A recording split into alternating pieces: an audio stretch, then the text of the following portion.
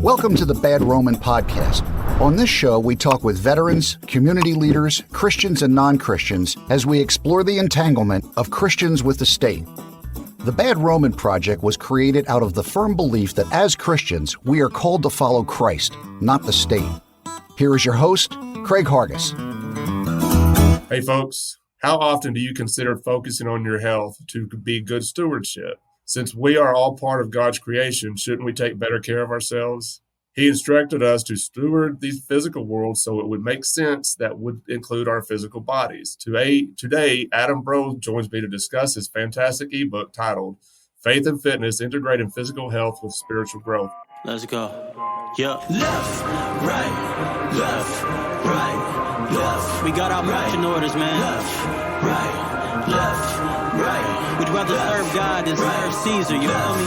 Right. I'm just trying to live what he said. I'm just trying to live what he said. Adam, how are you doing? I'm doing great, Craig, man. Thanks for letting me be here. I've been looking forward to this. You know, it's like I told you before we started recording, I noticed a lot of folks kind of waking up to their health a little bit during the COVID stuff. And I think it's more and more people are kind of waking up to it. And I'm happy to see it. I started looking at more aspects of what I could do to make myself healthier, you know, to kind of battle some of the stuff that we see as far as like illnesses coming up. And you mentioned this in the book, and we'll get into that here in a little bit. But before we get into the book, why don't you give us a little background of yourself, and then we'll start from there. Perfect, man. So again, my name is Adam. I am a personal trainer, functional nutritionist, and a pastor. So I've been a pastor for many years. I've started in the ministry back when I was 16 years old, and worked in some form of Christian ministry, nonprofit world for the last 30 plus years. And I've been a missionary. I've been all over the world, traveled to probably more countries than I have states.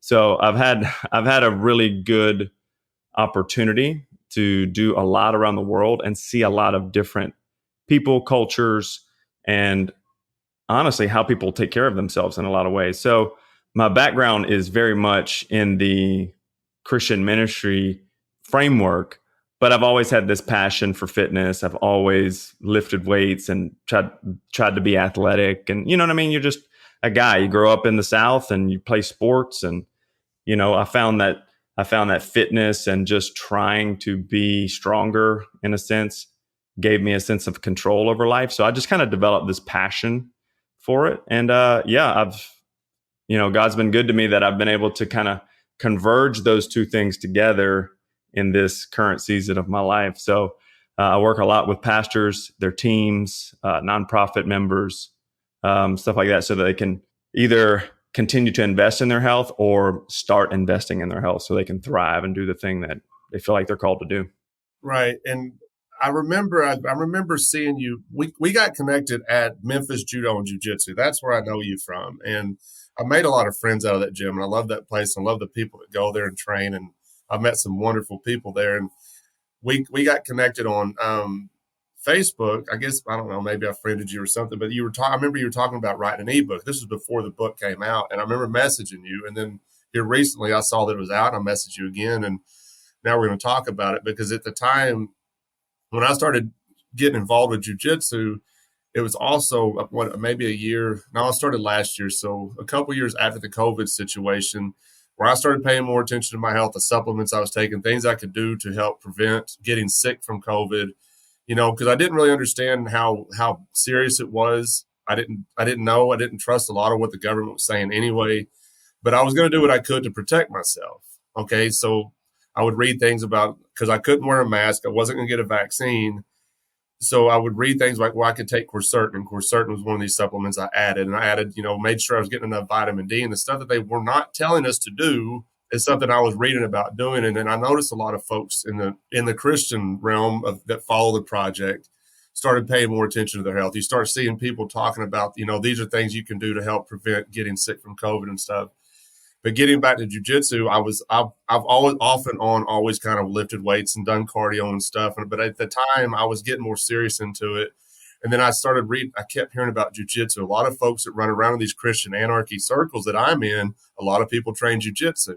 And I listen to Joe Rogan quite a bit, and he's always talking about jujitsu. I looked into it, and I just Googled jujitsu near me, and Memphis Judo and Jiu-Jitsu popped up. And adding that to my training has been very beneficial in getting me back into shape and keeping me in shape, and the discipline side of it is fantastic as well.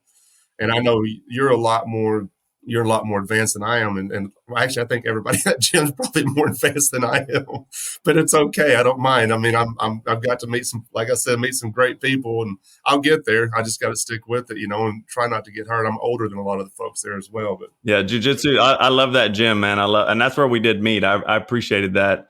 I remember you in the day class hanging out. I mean, you're not a small person, so you're hard to miss. You know what I mean?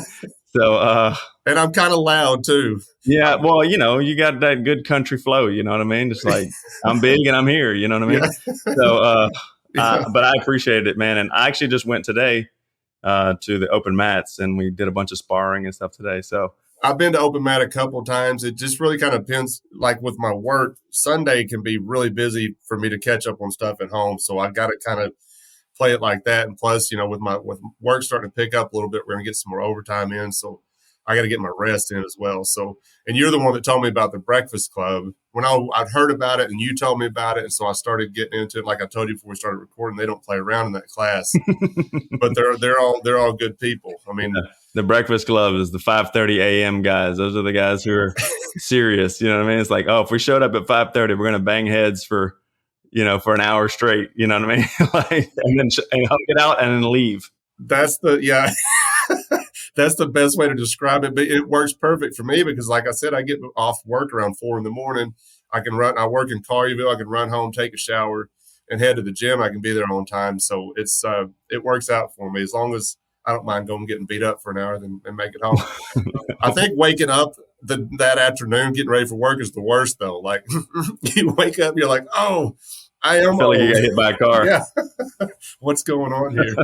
All right. So I've been wanting to talk about this, and there's some, I don't want to move too far ahead, but in chapter 1, you mentioned that faith and fitness are not mutually exclusive. And I think that's very important for people to understand too, because if we're not physically able to do the things that God wants us to do, I mean, I don't want to say we're useless or worthless because I think that's too extreme, but I would think that we're making our witness too difficult, or we're not able to go do the things that He wants us to do as far as spreading the gospel. And I want you to kind of talk about that a little bit, because I think that's an important point that you basically started the whole book off with. Yeah. So I have just found that somehow in the Christian community, we have focused so heavily on our spiritual growth, and our faith, and which needed, like, obviously that is needed. But we have done ourselves a disservice by ignoring our physical health in a sense. In my opinion, how is it in my best interest if I feel I'm called to do something for the Lord, if I feel like I have this purpose on my life, and I am actively, either intentionally or unintentionally, sabotaging the duration that I'll be able to do that thing by mistreating my body, not sleeping, eating poorly, you know what I mean? Like treating my body like an amusement park rather than treating it as it is a temple, right? And this body is meant to carry me through this life to do the things God's called me to do. And now some people are born with problems. Some people are born with health issues, and that's part of their walk with the Lord. But it's not part of your walk with the Lord, your testimony, to make yourself sick and then pray for a miracle, right? So it's like, I really feel like we're doing ourselves a disservice, and we're kind of not honoring the call that the Lord's put on us if we are not actively trying to invest in our health, both physically and mentally, and then coupling that with our faith to become an integrated whole person rather than just a Christian. And you mentioned this in the book, and we'll probably get to it at some point, but there are things that are happening to people that can't be helped. And you're very clear about that. But there's a lot of things that can be helped just by taking better care of yourself. What did they say? 70% of the things that kill us in huge numbers are diseases of lifestyle, or technically what they were called back in the day is diseases of affluence, right? They're a rich man's disease. Yeah. Right? Being out of shape and overweight and like having diabetes, those are not just genetic issues. Those are diseases of affluence. I'm literally so well taken care of that I don't have to expend calories to eat. I'm so well taken care of that I can choose whatever I want to eat. I don't have to choose only the thing that's available, right? So it's like we have to realize like these things that are actively killing the majority of us or sabotaging our health are diseases of choice, not something that's happening to you, but something you're choosing in a lot of ways. Right. But again, there are people who have genetic issues, or they're born with maybe less health than you or I were born with. And that's part of their testimony. That's something they have to work with.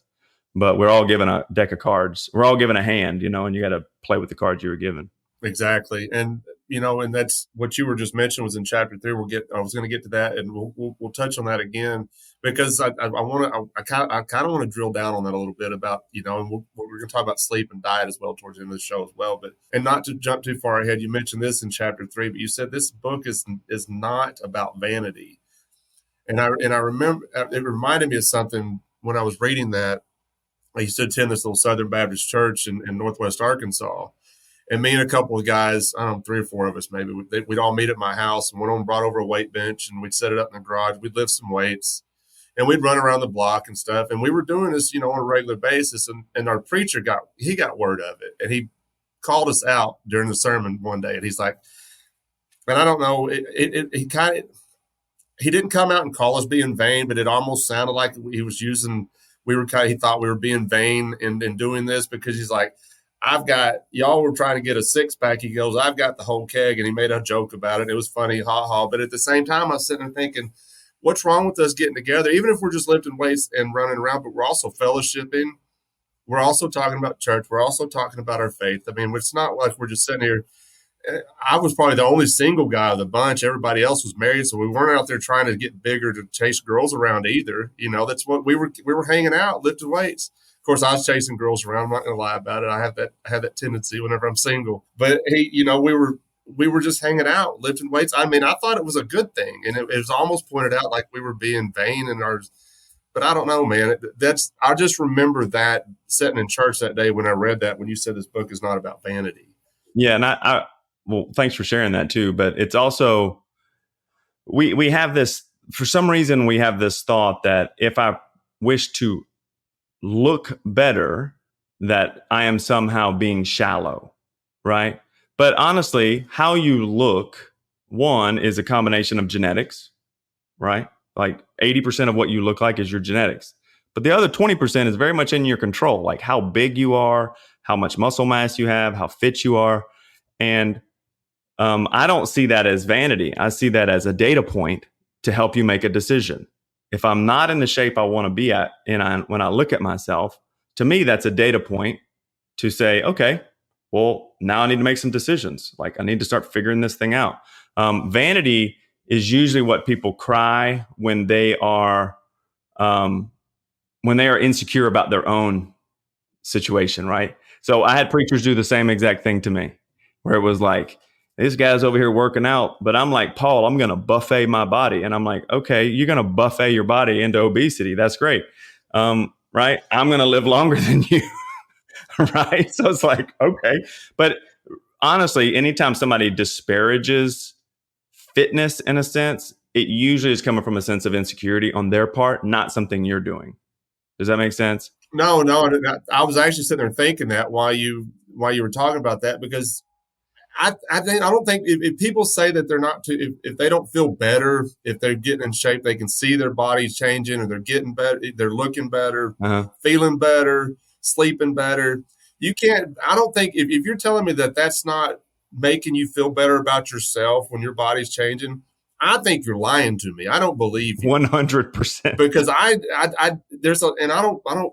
I don't know. I don't care if people email me and want to gripe at me about stuff. But, we got this thing about fat shaming and stuff. And I got to tell you, I got a buddy of mine who follows the podcast.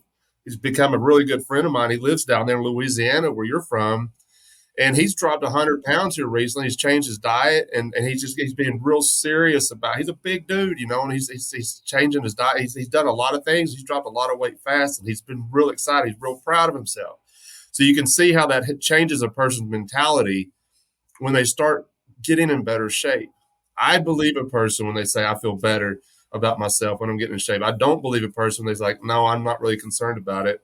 And it doesn't really make me feel better about myself getting in shape. I don't believe you. I just don't think that's true. I don't think it is either. And I think that the very idea of fat shaming is, in my opinion, a little silly. And I don't want to disparage anybody who is overweight or anything like that. Like, hey, if you're struggling with that, I get it. But wanting to lose weight is not being fat phobic. Wanting to lose weight and be at a healthy weight for you is disease phobic. I am afraid of being sick, right? That's what it is, because all of our health markers improve. Everyone that we can measure improves when we get down to a weight that is comfortable for our bodies. That's just the way it is. So it's not that we're scared of fat, it's that we don't want disease, because being overweight is correlated very heavily with diabetes, heart disease, dementia, and all these other issues, right? So it's like, we're not disparaging that. We're just saying, hey, that's not the healthiest place that I can be in. And I'm here to live the best life I can for as long as I can, so I can help as many people as possible, right? So if that means I'm fat phobic, then I'm fat phobic. You know what I mean? So. Yeah, and it's and I'm nowhere near in the best shape of my life, but I'm working on it, and I do notice a difference, and I do notice a difference in how I sleep and how my mood changes and stuff, and I feel better about myself, and I like the work, I like the challenge, I like that there's more to do, and if I ever get to a position like you're in great shape, if I ever get to that kind of shape, I feel like it's a challenge, and probably a challenge to keep it that way too, and I like the challenge. I mean, when I think about going to the gym after work instead of running home and going to sleep, I get excited about going to the gym. It hurts sometimes the next day. I'm not as young as I used to be, but I still get excited about it. Where in the past, I might not have been so excited about it, just to go home and drink a beer and go to bed, You might do that after working out anyway. But, it says something, though. It says something to you when you start taking care of yourself and you start putting your discipline above your desire, right? Like above your immediate desire. You have a vision for who you want to be and where you want to be. It speaks to you, right? It gives you confidence. But then it also speaks to the people who you're trying to help and trying to be around. When you walk into a room and you're in relatively good shape, you look like you take care of yourself, people immediately know, okay, this guy's serious. This guy's confident. He's obviously doing something to take care of himself. He looks good. If you walk in and you're kind of slovenly, you're just not in great shape, and you're all out of breath, you're sweating from walking in, coming up the stairs, nobody's going to make fun of you. Nobody's going to think less of you, but it does set off this air of, is this guy needs to take care of himself. Is he okay? Like immediately it's no longer about looking confident. It's about, I'm kind of worried about that guy. Is he all right? Right. So it's like, it helps your external perspective and it helps my internal perspective to be more confident, and it's just great. It's great for you. Yeah, that's true. That's very true. And I know people in my life too that I am genuinely concerned about. Exactly. And it's not because I'm thinking down about them or looking down on them. It's not that. I'm genuinely concerned about them because I don't want them to die. I don't want them to have major complications. We're in this together, man. I like you. I want you to be around. Yeah, right. Somebody said to me too, it's like, well, but none of us get out of here alive, and we're all going to die someday, which is true. I believe that. I mean, it's 100%. It's everybody. But at the same time, I don't want to live uncomfortable while I am alive. I mean, if I leave tomorrow, go to work tomorrow, and I get killed in a car wreck, that could happen. I understand that. But at the same time, while I am on this earth, I want to feel good. I don't want to wake up sluggish all the time. I don't want to, go to bed sluggish. I want to be able to have, I like the energy I have from working out. I pop up out of bed. That's the difference between health span and lifespan, right? We're all going to have a particular lifespan. We're all, and modern medicine can really extend that lifespan significantly. But what it doesn't extend is health span. How long am I healthy without any major issues? Right? So it's like, yeah, many people live into their 80s and 90s, but most of them are in very poor shape from about 75 on. And they're, super weak, frail, sickly, and they're just kind of teetering on the edge. And that's the last thing you want. You'd rather, like I had an old dog at my house when I was younger. The dog was on the property when we moved in, right? So we kind of moved in and the dog was like, well, I'm here too, right? So, and it was like an old chow lab mix. And that dog just chased cars, went nuts, chased squirrels, like just lived like a soldier, like a dog in a field for its whole life, right? And I remember one day she was out running down the road barking, and then next thing you know, I hear her lay down and she goes, oh, and she was dead. She was dead. She had a heart attack and died right there, right? But she lived to the fullest extent up until the last second, right? And I was like, that's how I want to go out. I want to go out full strength all the way to the end. And then it's just like I just fell off a cliff and I'm done. I went and saw Jesus. I don't want to linger, having somebody in my family take care of my bedpan while I'm, you know what I mean? Like there's no dignity in that, in my opinion. So if I can stave that off, heck yeah, let's freaking do it, man. For sure. You know what I'm saying? I'm not trying to wear diapers. In chapter 2, you mentioned God's creation is us as well. And we forget that sometimes when it comes to stewardship. And I remember before I got to this point in the book, when I was reading, I was sitting there, I was thinking as I was reading, because I've always had that mentality when we talk about God's creation, we're talking about the trees and the rivers and the birds and the deer, and all that stuff. But very rarely was I ever considering myself. I mean, I knew God created me, but I wasn't considered myself to be a steward of my own body, like when we're supposed to take care of the land and the animals, all that stuff. Mm-hmm. But I was thinking that, and then I read that. I was like, yes, we should be good stewards of our own physical bodies as well, because we are also part of God's creation. And I wonder sometimes how many Christians just take that for granted. Oh God, we all do, man. We take it for granted because it's kind of like we're given this, original investment of health, right? You're born, you've got this battery of health. And then many of us just live off of this battery of health until it drains, never recharging it and never taking care of it. I really believe that stewardship, if you really are trying to do what God asked you to do, let's say we're going to steward creation, like we have to conserve land, we have to take care of the water, and all this other stuff. But how do you do that when you're sick and bedridden?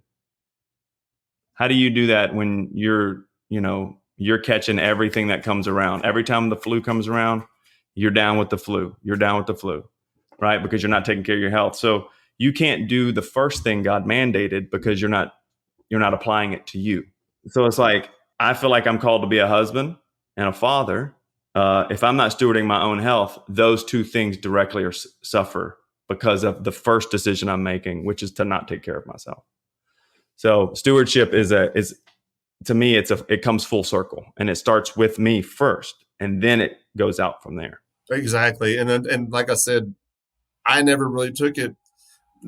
It's not like I wasn't taking it serious. I knew how I felt when I was out of shape, but I wasn't thinking that way. I was like, he put us in charge of, everything he created, including ourselves. And I think that Christians really, really need to take that more seriously. And I think if Christians did as a whole, we would all probably look and feel a lot better than a lot of us do. Yeah, we would. You'd be praying a lot less for a miracle in your health. Exactly. You know what I mean? Like, and you'd be spending more time praying for the people in your family, people around the world, your city, your community. You know what I mean? Like you could focus more on the things that are important, because if you just get a few things in a row, like in line, it takes pressure off. Well, let's talk about the disease end of it. You mentioned a little bit while ago, and in chapter 3, you said 70% of the diseases killing are diseases of lifestyle. Mm-hmm. And this is something that I noticed a lot of during the COVID stuff too. They were not telling us to stay out of fast food lanes. They were telling us to stay inside the house, mm-hmm. not get our sunlight, our vitamin D. They were telling us to stay away from family and friends. Yep. And they were shutting down gyms. But you had 24-hour drive-thrus at McDonald's and shutting down the 24-hour gyms. Yep. And I don't know how a person that was thinking logically would step back and say, this doesn't make any sense. And I don't know where you land on some of the stuff that I believe as far as the government is, but I was like, I have zero trust in them.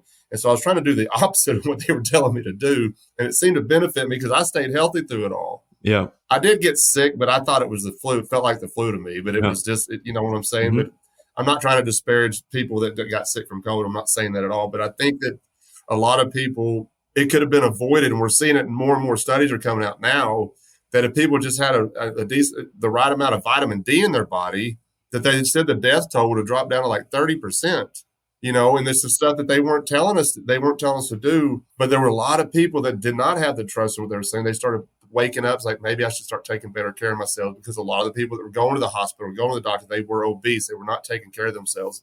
And the diseases of lifestyle, yep, goes back to your diet and your exercise and your sleep and all kinds of stuff. And I want to talk about that a little bit, because I really kind of want to drill down on this, because I think it's so important for people to understand that you've got to be able to take responsibility for your own health mm-hmm. to avoid a lot of this stuff. Yes. Just to answer what you were saying before, I mean, COVID to me was more of the veil being pulled back over a lot of things. And I'm not like your big conspiracy hat kind of person, but a lot of those dudes are batting 1,000 at this point. So, you know what I mean? On a lot of ways. So I'm just kind of like, I don't know. But when it comes to health, in all honesty, when it comes to health, do the opposite of what the government says, in a sense, because much of it is driven by profit rather than the science has been bought for a long time. The studies, many of the pharmaceutical studies have been bought for a long time. The largest donors into most of what the government does is pharmaceutical companies, right? So it's not that you can't trust the government. It's that you just have to you have to just logically kind of think about things, in my opinion. So if they're telling me that I can't exercise, and exercise is literally the most potent tool we have for health and longevity, then to me, that's immediately a red flag. Okay. They're telling me I can't go outside. Well, vitamin D is a master vitamin, almost like a hormone that protects my immune system. And I'm supposed to be fighting this scary COVID thing that's supposedly killing everybody, right? Zinc is great for the immune system, but it's found in whole foods. It's found in not fast food, not processed food. It's found in whole foods. So they're not allowing you to really go to the grocery store very well, or, it's like they're making it more difficult to actually go get real food, but you can go drive through with your mask on in your car to go get a cheeseburger and just, protect yourself from yourself while you're eating your cheeseburger. You know what I mean? So I'm just like, to me, so much of it was just asinine, but then it also it ramped up the health disparity that you would see amongst people who were kind of healthy and those who weren't.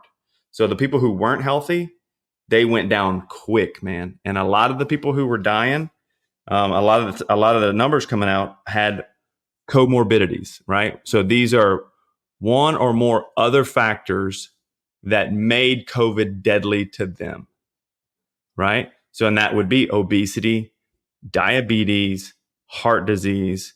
All of these are diseases of affluence or lifestyle, meaning you're probably overweight and undermuscled, and you're eating a processed junk diet rather than a whole foods diet that actually gives your body nourishment, not just energy.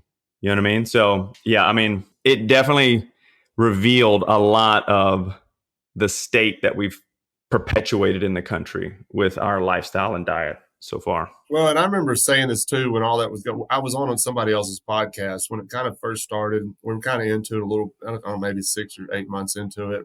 And I remember saying, I was like, man, I think they really screwed this up, because I think the longer this goes, it's going to wake more people up to their own health. It's going to wake people up to this situation that, like, hang on a second. Mm-hmm. You know, there's, at least it's going to make people think, and they don't want people thinking. But I think this made people think on their own, which I was happy to see, and I'm hoping it continues. I think it definitely revealed the people who were willing to think and the people who weren't willing. For sure, 100%. You know, I think that's more what stood out to me, is like, oh, okay, I see who's going along and who's not. So right, yeah. I find that I'm happy that they screwed it up. I just wish they'd have done it a little differently. You know, I wish people had figured it out on their own before they screwed it up. Yeah, I agree. All right, and we're still in chapter 3, and we're not going to be able to hit every chapter, obviously. But in chapter 3, you said there are 3 major reasons that you'll see Christians not wanting to care for their physical bodies. And I'm gonna list the 3 reasons, and then you can kind of expound on all 3 of them. Or would you rather me just read them all, just one at a time? Just read them off, and we'll go through them. All right. So the first reason, you said there isn't a lot of good teaching and discipleship around the topic. Number 2 is we get so focused on eternity and the inevitability of death that we don't think caring for our physical bodies has any priority. And number 3, we get more focused on comparing ourselves to others who are further along. And I'm guilty of number 3. I'll say that right now. I'm guilty of, especially with jujitsu. Like, sometimes it can be like, man, I'm 48 years old. I just started this when I was 48 years old. And I see people in there way more advanced, but I know that they started where I started at some point. So it kind of encouraged me at the same time, if that makes sense. Yeah. I think as Christians, one, like I said, we don't have a lot of good teaching around this. And one reason is because we are so focused on winning people to the Lord, which is obviously number one. I mean, that's the last thing Jesus said. If it's the last thing he said to do, it should be the first thing on your mind. You know what I mean? Like, so the Great Commission is 100%. But then there's also this, you know, there's this part that where we're supposed to raise leaders and we're supposed to become leaders so that we can help others grow in their faith, right? Well, if we're teaching only part of what it means to be a leader, which is just pray, have faith, and make sure your finances are in order and pay your tithes, well, that's great. But what about the whole other area of my life? It's like my health and my relationships, and how do I take care of myself? So I just feel like we just don't have great teaching around it. We need to have more of a like Paul talks about the full gospel, right? I think it's in Philippians maybe, or Colossians. He talks about the full gospel, and I include that. The full gospel is like, hey, it's a holistic thing. It's like it talks about my life and how I interact with the world around me. I interact with Christ. I interact with other people. But then many of us just get discouraged that people are further along than us, and we have this comparison mentality, and Christians are just as guilty of it. We all compare, but you can't compare. You can't compare somebody who's been doing something for 10 years and you've been doing it for one day, right? You need to have a realistic expectation, right? And realize that all health is a journey. And the only way to get on that journey is to start taking steps, and just start taking steps forward. And then as you take steps forward, you're also, it's about skill acquisition as well. So just like jujitsu, every time I go to class, I'm just taking a step forward and I'm acquiring new skills to deal with the environment and survive the environment, right? So same thing with health. It's like, I'm just going to start exercise. I'm going to start moving forward. And I'm going to slowly learn how to exercise better. I'm going to slowly learn how to eat better. And I'm acquiring these skills over time that allow me to continue moving forward. And I get better as I go. You don't get great when you start. You know what I mean? Everybody sucks when they start. You know what I mean? Like, it's just the way it is, right? I was just there at jiu-jitsu today, and I was rolling with this white belt guy. I mean, it was like, he's strapping young man. He's 24 years old, looks like a beast. It's like playing with a baby doll. He just had no idea what he was doing, right? And it's because skill acquisition. He just hasn't been there long enough to really pick up the skills. So most of us in this space as Christians, I feel like we just need to embrace the fact that we don't know and just start moving down the road and just trying and just admit that this is important and we got to take care of ourselves. Because why are you praying for a miracle when you could have just made some better decisions? Exactly. And I, it reminds me of something too that I hear quite a bit in that gym is when you show up, you got 1% better today. And 1% might sound very small, but if you keep doing it, that 1% gets more and more and more and more. And I think that can be applied to everything in our life, and especially our health. You tried something, you did something today to make yourself 1% better. Yep. You just keep going and keep going. And we don't know when our last day on this earth is, but you're getting better as you go. And when I hear people say that, I was like, that makes sense. But at the same time, you're like 1%. I don't know. I'd like to be 10% better today, but that's just not how it works. It's interesting too, because I feel like the 1% is, people think of that as like a linear progression. Like I can only get to 100%, but it's more like compounding interest, right? It's like today I'm at 100. I got 1% better. So 101 is now my 100. Right. And then a year from now, 150 from where I started is now my 100. So I'm like constantly compounding this interest because I'm learning new skills. I'm becoming more confident in my information and my application of that information. But it just takes time and humility. Right. Humility is a big deal, man. It's a big deal. I don't know if you've seen that meme, but it's pretty funny. And it's off of a jiu-jitsu page, and it says, if you don't think jiu-jitsu is a fight, you've never seen two white belts sparring. Like two pit bulls just going at it, bro. Yeah. And I posted that meme in that competition group, and it got quite a few laughs off of it because it reminded me that there's a guy in the Breakfast Club. His name is Hunter. Yeah, Hunter. And me and him was two white belts going back and forth. It's a brawl. He's a big guy. I think he was an offensive lineman for the University of Memphis. And I was rolling with him the other day, and I was like, you didn't get any smaller since the last time I saw you. He goes, no, but I can't lose any weight. I said, that's not what I'm saying. I mean, I'm a big guy, like you said, but this guy, he's pretty solid. He's a lot younger than me. Like wrestling a tree. Yeah. That's it's fighting just not back. moving. Yeah. It's so funny, man. Oh, and that whole, I feel like the weightlifting or martial arts journey is such a overlay for learning in general, right? It requires humility. It requires being uncomfortable. It requires a little bit of pain, and it requires adaptation, right? So, but as you adapt, your ability for pain, your threshold for pain goes up. For sure. Right?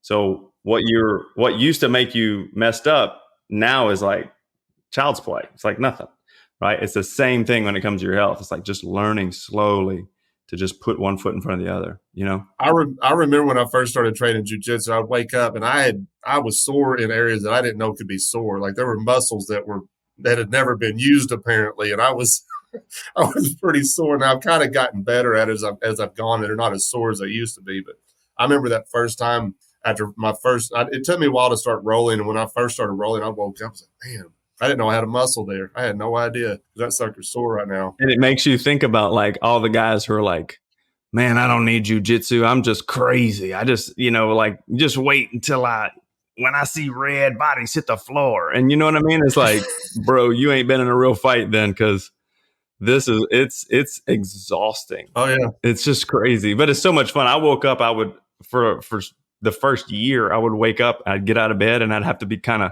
like bent over at a 90-degree angle just to slowly lift my lower back up. So I wasn't like, oh God, you know what I mean? Like, and then eventually I was like, okay, I feel good now. I'm all right.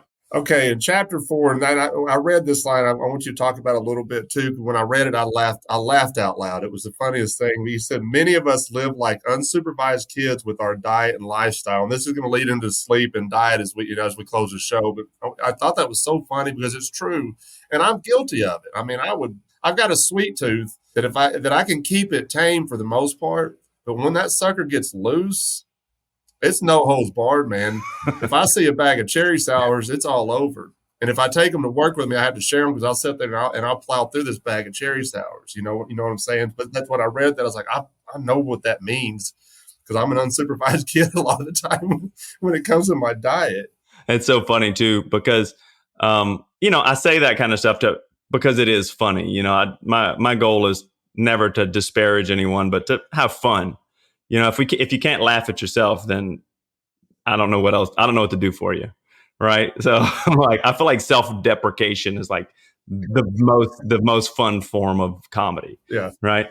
So, but many of us live that way, and really, I was thinking about that, and one of the reasons why most of us will live that way is because if you look in, I think it's Proverbs 29:18, it says, "Where there is no vision, people cast off restraint."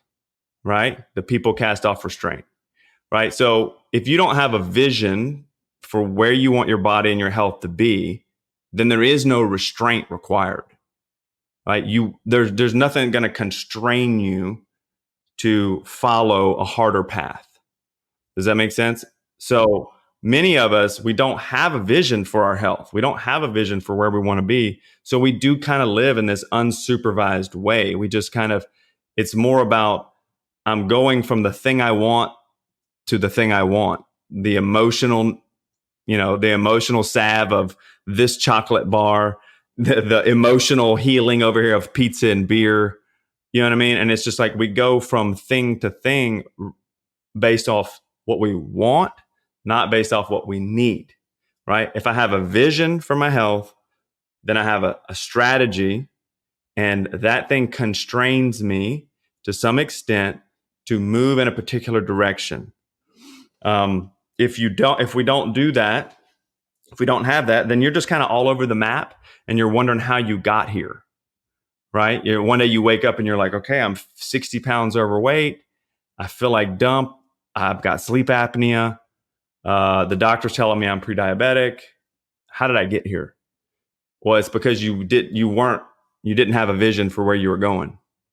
Right. So I really just want to encourage people. It's like a big part of the book, and the reason why I wrote it is really just to help people take responsibility for their health. Like, just take responsibility for it. Nobody's coming to save you. Only Jesus came to save your soul. Right.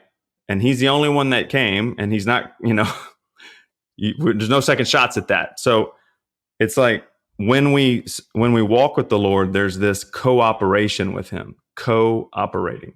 We operate together.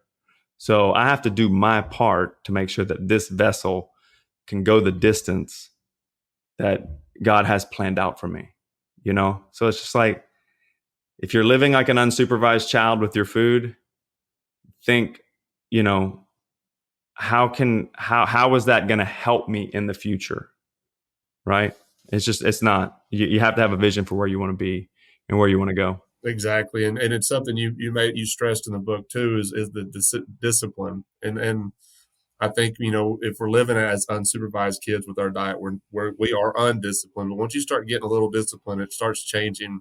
Your eating habits changing, your sleep habits changing, your exercise habits changing. When you add a little discipline, when people think about discipline, sometimes they don't think about it in the right frame of mind, in my opinion. But to me, discipline's not a bad thing, especially when it comes to taking care of yourself. I think you need to be disciplined. Agreed. If you're going to take care of yourself. Agreed. I like what Jocko Willink says, what discipline equals freedom. Well, I haven't heard that. I like that too. Discipline equals freedom, in that if I am disciplined, now I have margin to be free when I want. I like that. So it's like, people ask me like, bro, you must never eat carbs. People always are like that. Like, you must never eat carbs. Look at you.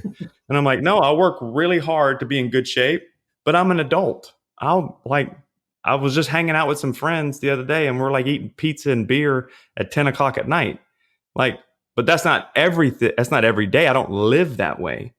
But all this discipline gives me margin to have fun when I want to, right? Without the consequences of just living like an unsupervised child with my diet. Does that make sense? Yeah, it makes total sense. I love that. Let's talk about sleep a little bit.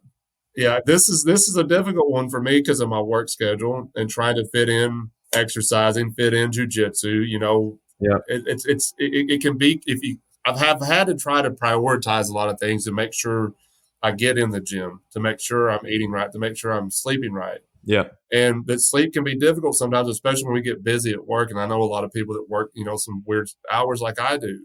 We don't all, I call people that work during the day, I just call them day walkers. I don't know how y'all function that way. I can't. I've been working nights for so long now that the idea of getting up at 5 a.m. sounds awful. I want to go to sleep at 5 o'clock in the morning. I don't want to wake up at 5 in the morning. You've switched it, But you mentioned in this book, it says daylight saving time, there's a 24% increase in heart attacks the following day. And you've also mentioned that they're not attributing the heart attacks to daylight saving time, but it is something that people get sick of. I'm sick of daylight savings time. I'm moved to Arizona just to be away from it. But you said mentioned by Dr. Walker at Tech Insider, 5.5 hours compared to 7.5 hours of sleep decrease the proportion of weight loss as fat by 55% and increase the loss of muscle by 60%. Mm-hmm.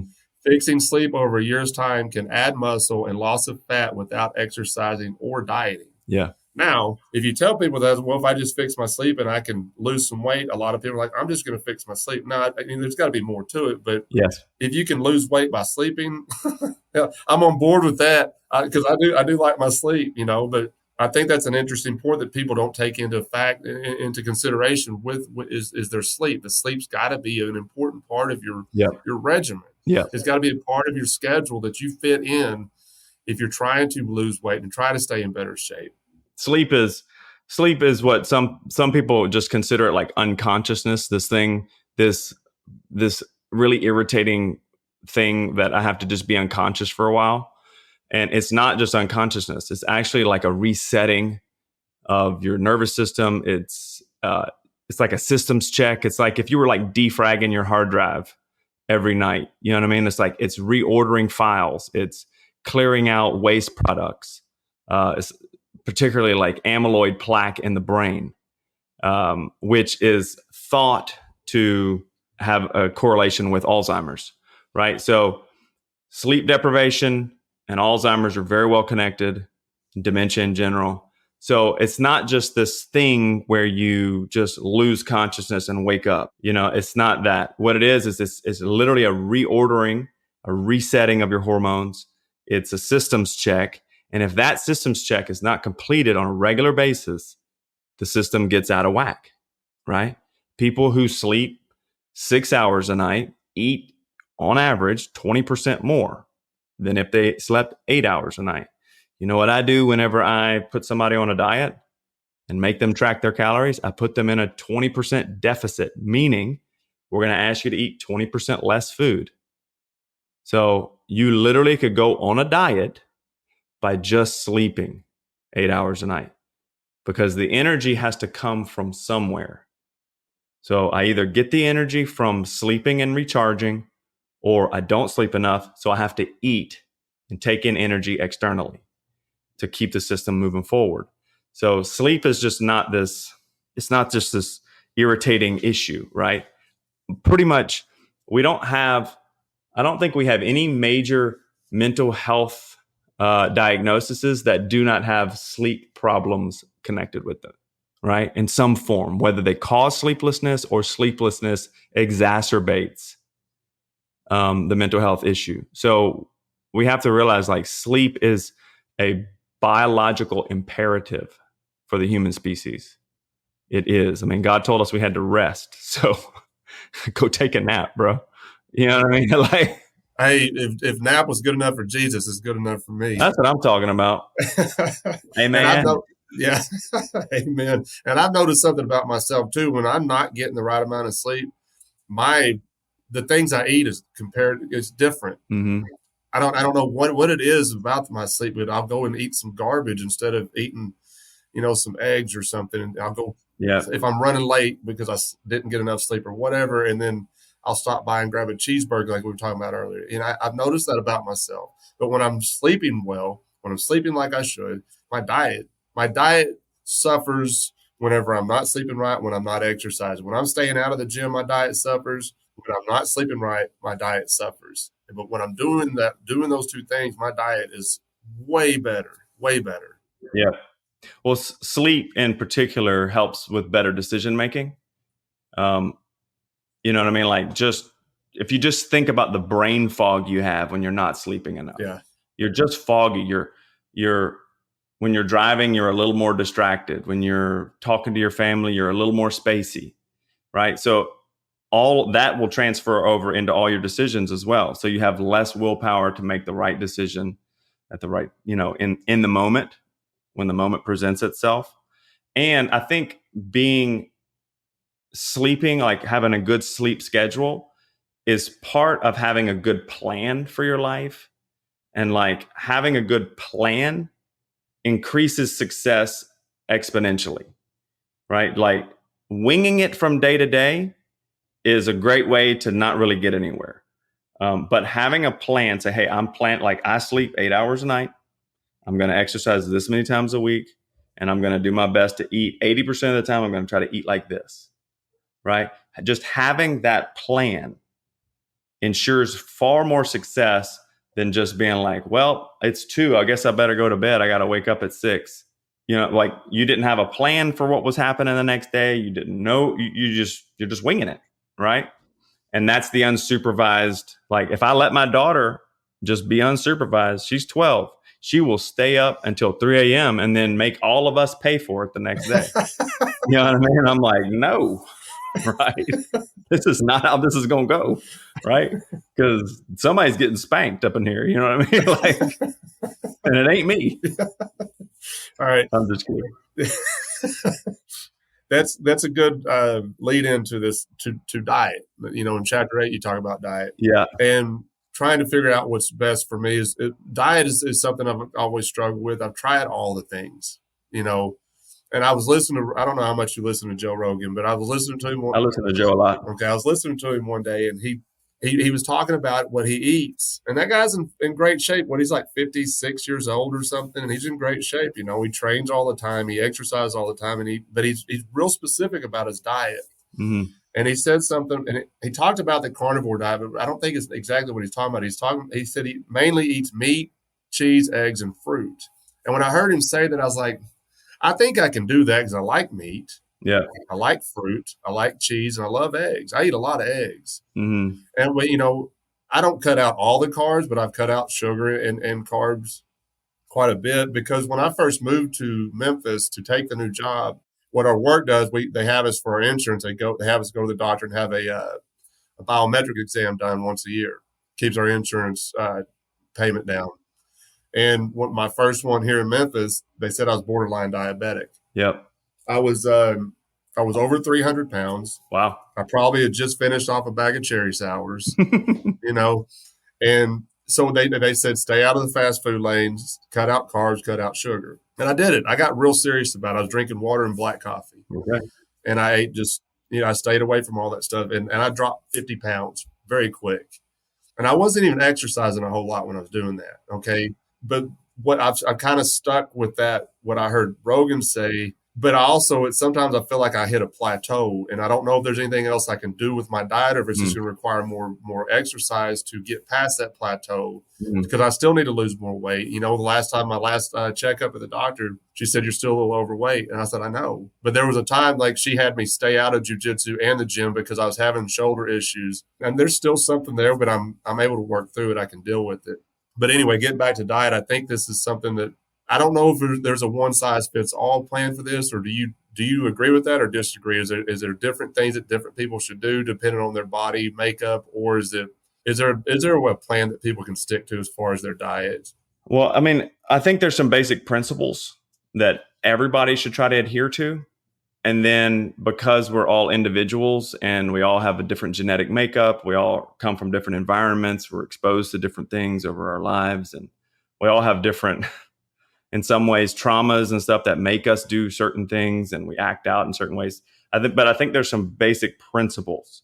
And based on what we see in the science is that just not overeating is probably one of the best things you can do, right? Just try not to overconsume, like stuff yourself. You know what I mean? Probably one of the best things you can do.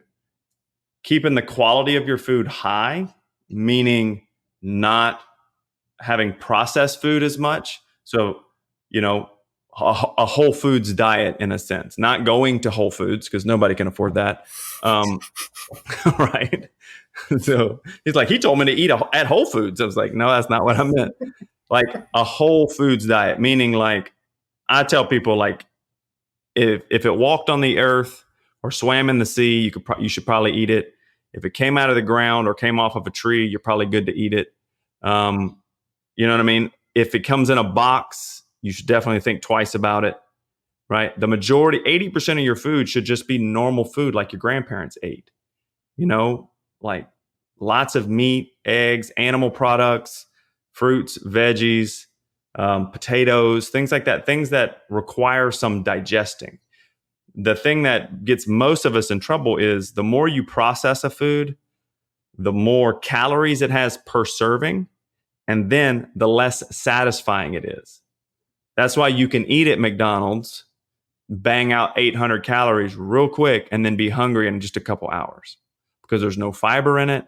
There's tons of, salt and sugar and all this other stuff that just are not really satisfying. They taste delicious, but fiber, protein, fats, these things are really satiating. They make you feel full, right? Like I got back from jiu-jitsu and I ate rice, chicken. I had some hummus with it. I had made like this bowl. It was only like 700 calories and I had trouble finishing it, right? Because I was just like, oh my God, I'm chewing on this freaking chicken breast. My jaw's getting sore. You know what I mean? Like it's hard to get a lot of calories in when the food is really high quality. So I think if you're trying to just try not to overconsume, try to keep the quality high, you're going to do really good. Now, everybody's an individual. So some people don't process carbohydrates very well. Some people, like I process carbohydrates really well. Like I can eat a ton of carbs and I don't gain any weight. Some people, they start eating, bread and stuff, and all of a sudden their blood glucose shoots up. They just don't transport it real well. So you need to know a little bit more about your story and where you are.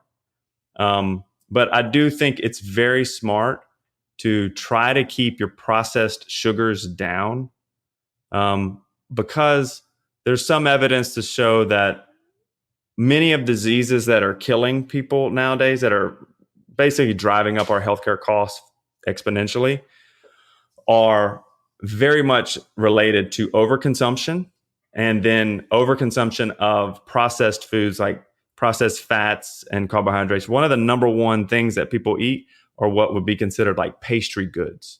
That's like where most people's calories come from, which are like salt, sugar, and processed gluten and all the stuff just mashed together into like pastries.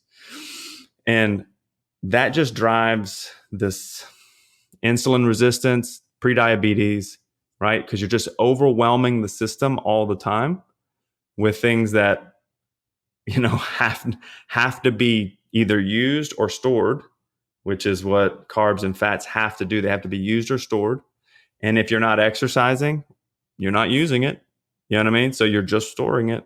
So I just think as a first principles, do your best not to overconsume. Make sure that the quality of food is really high. Prioritize protein above everything else. I know Joe, and some of these guys are in the carnivore community. I have no problem with that if that works for you. But that doesn't work for me. I've tried it. I got depressed. I was like, oh my God, I need a potato. You know what I mean? But it does work for some people. I know some guys it works great for us. Totally fine. If you can kind of stick to those few principles, you're going to do pretty good. And then as you learn your body, you can start tweaking and splitting hairs a little more on like, how many carbs should I be eating? Can I eat that bread? Does bread upset my stomach? Pasta, should I even eat pasta? Like I don't eat much pasta just because as much as I can eat of it, it's like I eat like 700 calories worth of pasta. It's like, it's just not worth it. You know what I mean? Yeah, that kind of stuff just sets heavy on me too. Yeah. And I love pasta. I mean, I love pasta. Who doesn't? You know, yeah, and I love pizza. And I think that's one thing. I think I'm one of those that fall in the camp of not being able to process carbs very well. And I think that's why I was pre-diabetic. I'm no longer pre-diabetic. Whenever I go back and check, everything checks out the way it's supposed to. You know, That's great. My doctor, she told me the last time, she's like, "You're just too good for me," and I'm like, "Well, yeah, you know, I don't know about all that." But I do know that I've learned that about myself as far as carbs. Now, don't get me wrong, I like mashed potatoes. You know, we got the holidays coming up too. Thanksgiving's around the corner, and then Christmas, and you got all that wonderful food to eat. 8 weeks of gluttony, baby. Yeah. 8 weeks of gluttony. Here we come. And then we start over January 1st, right? And everybody just repents of their sins and just tries to get rid of it. And then you got 7,000 people in the gym trying to work off the holidays. On the bench press only. Yeah. Yeah. All right. There's a couple of things I want to ask you about before I let you go, because while I've got you. Yeah, dude. There's two things that I've started recently. Very recently was intermittent fasting. Okay. I've just started it this week, and I've not had time to see if there, any results from it, but I think it's a good idea for me. And also cold plunging, and I've been told that's just a fad, but I see a lot of people doing cold plunging. I've noticed a big difference with cold plunging with myself, because it changes. It gives me a boost of energy that lasts longer than any caffeine I've ever ingested. It lasts my mood. It's a mood enhancer that like nothing I've ever experienced. And if I happen to do one after I get done working out, I can tell the difference in how my muscles feel the next day. And I'm just kind of curious what your thoughts on those two things are, and then I'll let you plug whatever you want to plug. No, that's great. These are great. So I think, they're both in the category of their tools. All right. So a big issue that we find in the health space in general is there's so much kind of woo-woo, kind of everything's a secret weapon all of a sudden. You know what I mean? Like intermittent fasting was the secret for a while. You know what I mean? It's like, how did we forget about not eating? You know what I mean? Like, so it became this like secret for a while. And then cold plunge became like this thing you had to do. But they're just tools, right? They're tools. And for intermittent fasting, it's a tool to just help you cut some calories out. That's all it does. It doesn't, you know what I mean? Like people call it intermittent fasting. I like to call it skipping breakfast, right? So it's just, you're skipping breakfast. So what does that do? It immediately takes your calories down by 400 to 600 calories for the day. That is, if you don't try to eat those calories back later in the day. Okay. So it's just an easy way, especially I find for guys who are like in their mid 30s and up, they find it very easy to just have 2 meals a day. Totally fine. So it can definitely do a great job. I did it for years. Did it for like 5 or 6 years straight. I didn't have abs until I did that, right? I couldn't see my abs until I did that. And the reason was because I didn't like track my food and all that back then. I just was like, just kind of eating smart, but probably eating too much. So it's a great tool. And if it works for you, absolutely use it. Just be careful in your case, because sleep is like this constant tension for you. Intermittent fasting can add a stress. It can be a stress, right? One of the reasons why, like when you get really tired, you're hungry, is because your body, when you get really tired, you kind of have this like bit of a cortisol push. And then your body really wants an insulin spike to help put you to sleep, right? So, but if you deny that, you just kind of get this just stress, right? So you just have to be careful with it. You shouldn't be religious about it. You should try to use it like a tool. Hey, today I'm feeling pretty good. I feel like I can skip. I won't eat until noon or whatever. Great. And just make sure you're getting plenty of protein in it at the 2 meals you are taking in. Great. Right? It can absolutely be a great tool, 100%. But it's not going to solve all your problems. It's not going to heal your gout. Like some people are like acting like it's this miracle. It's not going to do that. It can help with certain things like diabetes and prediabetes because you just stay without insulin spikes longer. Therefore, you clear glucose. You stay clear for longer, so your sensitivity starts to increase over time. One thing I'm doing with the intermittent fasting, like working night shift, our last break of the night is like 1:00 in the morning. I'll eat an avocado, a couple little clementine oranges. I don't know clementines I don't know, they call them clementines, but anyway, you know what I'm talking about. And I might eat some almonds or something. That's the last thing I'll eat. What I've done is I'll go home. If I don't go to the gym after work, I'll go home, shower, go to bed, and then I won't eat again until like 3:00 in the afternoon, right before work.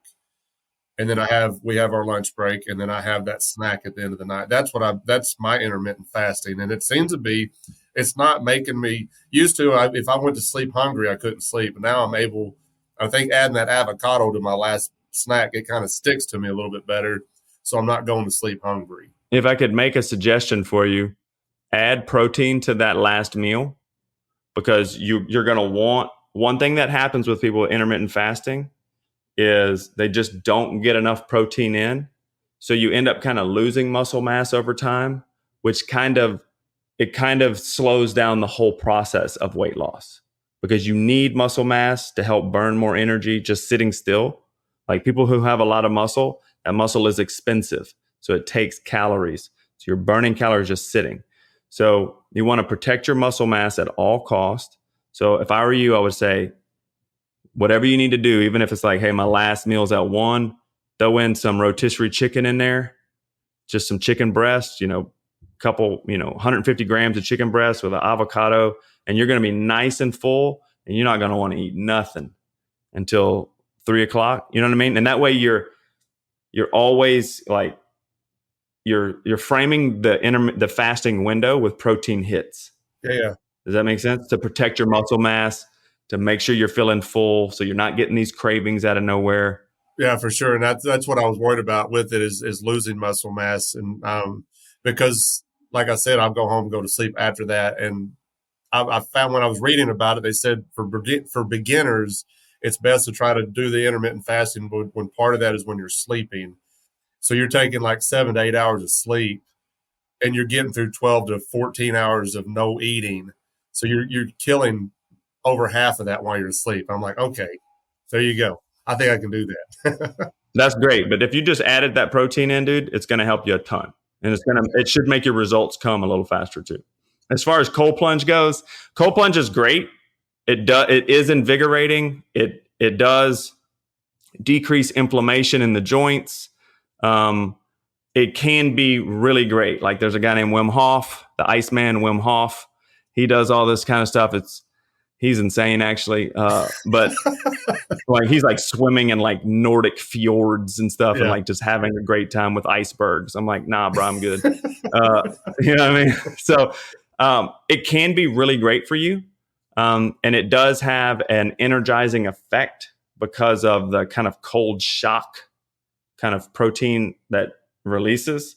So it can be great for you. I find a lot of people who like it, they have had some type of they have joint pain of some type, and it just soothes that and it makes them feel better. It can help with your testosterone levels to some extent. Cold showers tend to boost testosterone levels, at least transiently, a little bit. So it can be good. One thing it does really well is if you do it for an extended amount of time, it increases what's something called brown fat, which is, located kind of, it's what babies have. It's what keeps them warm. And it is very metabolically active fat cells, and it's supposedly really good for you. So it can have some great metabolic effects. But is it the savior? Is it the end all be all? No, it's a tool to help you feel. I don't like cold plunge. To me, I ache so bad that I don't enjoy it. So I prefer like sauna. Okay. Right. You can get similar effects out of sauna. So I think it's great. I think use it. It can kind of boost metabolism briefly. You know what I mean? Because like if you think when your body is constantly trying to raise temperature, you're burning more calories. Like your thermic effect goes up significantly. So you can burn more calories that way. So it does have some useful applications, in my opinion. But it's not the cure-all to end all. No. All the like a lot of people who act like that, like who are like, "Hey, fasting, it's the cure that we forgot about millennia ago." It's like, no, it's not actually. You know what I mean? Like, just not eating. Like, there's a lot of people who are starving around the world. They're not living very long, right? So, it's none of these things are religious or secret knowledge. You know what I mean? And that's one of the things we have to really get away from in this pursuit of health, because if everything is secret knowledge, then you're just going to fall trapped to the next guy with a great marketing plan, right? And that's why so many people are jumping from diet to diet, and they're not seeing results because they're not finding useful information that's applicable to their situation and then sticking with it over time. They're just jumping from next promise to promise to promise to promise. You know what I mean? That's why how some guy ends up with a cold plunge in his front yard, you know, and he's spent 50 grand on this cold plunge, but he's over here eating pizza at night before he goes to bed. You know what I mean? It's like, Yeah. the cold plunge was supposed to help. No, well, it actually, you know what I mean? Like, It doesn't. it's not going to offset your bad decisions. Yeah, it's not going to cut out that large pepperoni pizza you just ate. No, you need some black olives on there. That might help. I'm just kidding. Awesome. I've enjoyed this. I've been looking forward to the conversation. It's an important topic for me. It's an important topic for a lot of people that I've seen just on social media too. And folks, even if you're not a Christian listening to this, go read this ebook, because there's a lot of stuff, a lot of information in this that some of us might not be aware of. And I think it's going to be good for just, if you're Christian and it's going to help you with your faith and all this, that's great. And if you're not a Christian, that's also great. Go and read this, because you're going to learn a lot of things from Adam and what he put down in this ebook. And Adam, why don't you go ahead and plug whatever you want to plug, your book and all of your other stuff too, and then I'll let you get out of here. Yeah, man. If you can just check us out. My website is adambraud.com. Braud. So I'm from Louisiana. I say we don't have to ever say anything like it's spelt. So my last name is Bro, as in BRO, but it's spelled Braud. So at the website, you can go in the shop, you can download the book there. It's very reasonably priced, because the goal is not to make tons of money. The goal is to try to help as many people as possible. And you can check me out on Instagram, just same thing, at Adam Braud. And we have tons of information on there. Just follow us, give us some likes here and there, leave some comments. If you have questions, just DM me directly, and I'll do my best to answer questions for you easily. Like, seriously. We're here to help people. We're not here to get rich. Making money is great, but we'd rather help people in the long run. So if you're interested, just check us out. We'd love to talk to you.